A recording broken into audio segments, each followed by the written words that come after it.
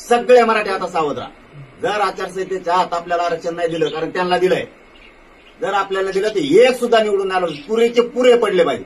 सुपडा साफ करून टाकायचं. एकाला अजिबात ठेवायचं नाही आलं. हे भाजप नाही ना कुणी नाही.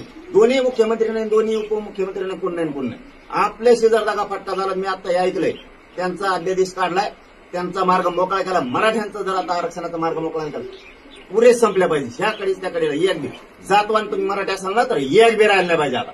हो, नसता आचारसंहितेत आमचं आरक्षण द्यायचं. अरे आमच्या उघड्या डोळ्यानं अपमान बघायचा का आता आम्ही येऊ? एकाला देताय, एकाला देत नाही.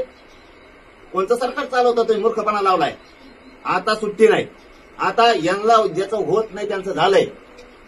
आमचं 200 वर्षापूर्वीचं, आता आम्हाला सुद्धा आमचा अध्यादेश मराठा आणि कुणबीचा पाहिजे. तुम्ही नाही दिला की तुम्ही खलास, तुम्हाला सुट्टी देत नाही. आता आमचे पॉईंट बी बदलले. एकाला एक न्याय, एका जातीला दुसऱ्या जातीला तिसरा न्याय.